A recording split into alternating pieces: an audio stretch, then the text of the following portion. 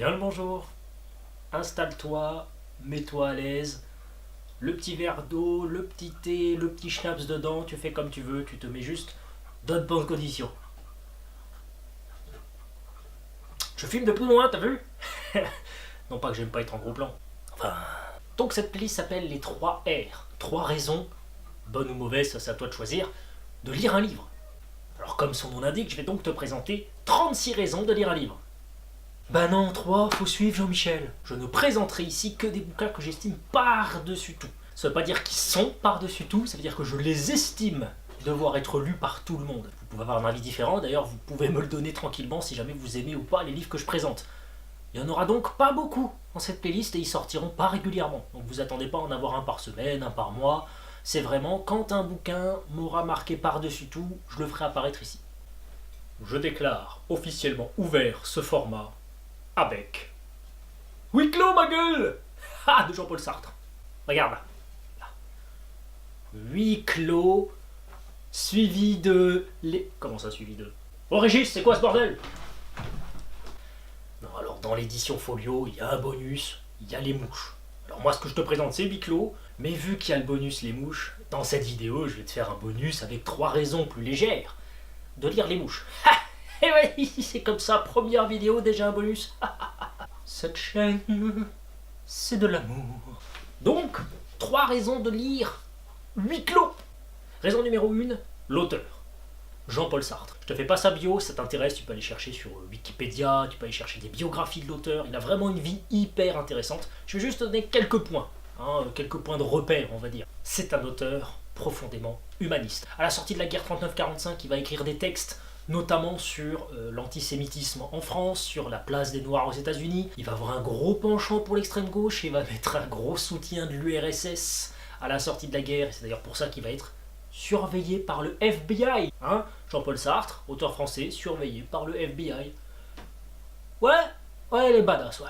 En parlant de badass, il va se faire emprisonner dans des camps de travail en Allemagne. À la fin de la guerre, en 1945, on veut lui décerner une récompense. On lui décerner une des plus hautes récompenses de la République, la Légion d'honneur en 1945. Plus tard dans sa vie, on veut lui décerner une des plus grandes récompenses pour un auteur, le prix Nobel de littérature en 1964. Vous savez ce qu'il va faire dans les deux cas? Merci, mais non merci.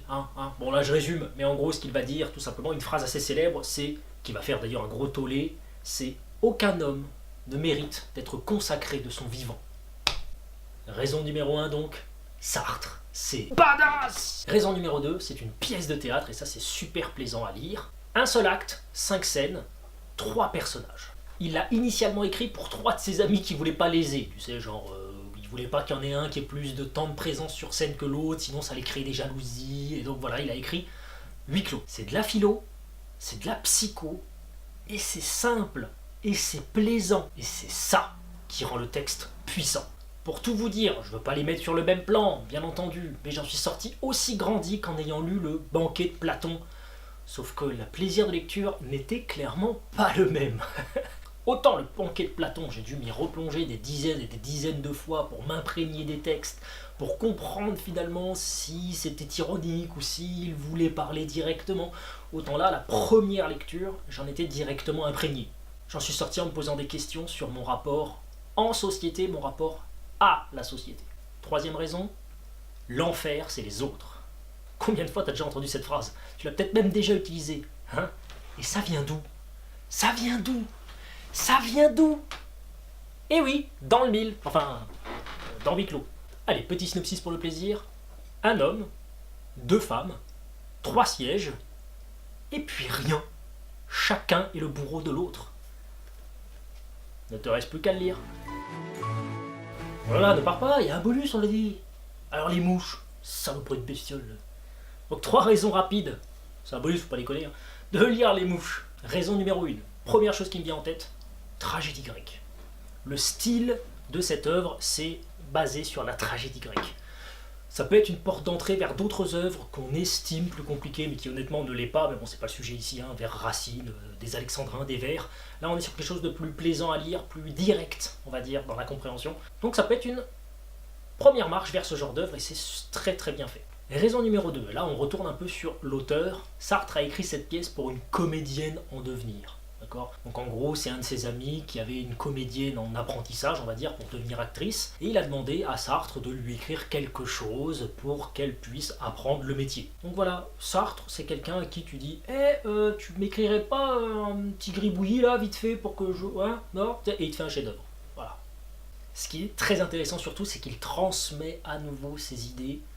L'homme est libre, l'homme est un animal libre, mais il doit payer cette liberté. Et ça nous amène sur la troisième raison de lire ce bouquin, sans rappeler que Sartre était badass. Cette pièce a été écrite en 1943, soit quand la France était occupée. Ouais. Le personnage principal, Oreste, il va défier le pouvoir en place. Il va défier le pouvoir usurpé. Ça vous rappelle rien avec les résistants, la France ?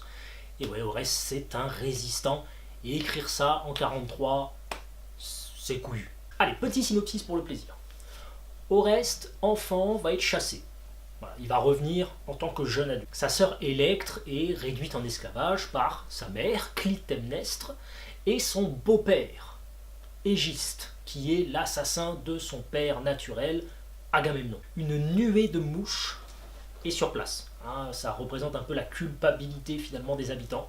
Oreste va arriver ici d'abord sous couvert d'anonymat, ensuite va révéler sa vraie nature et on va suivre un peu son histoire et voir ce qu'il va pouvoir faire pour libérer son peuple. Et voilà, ne te reste plus qu'à le lire.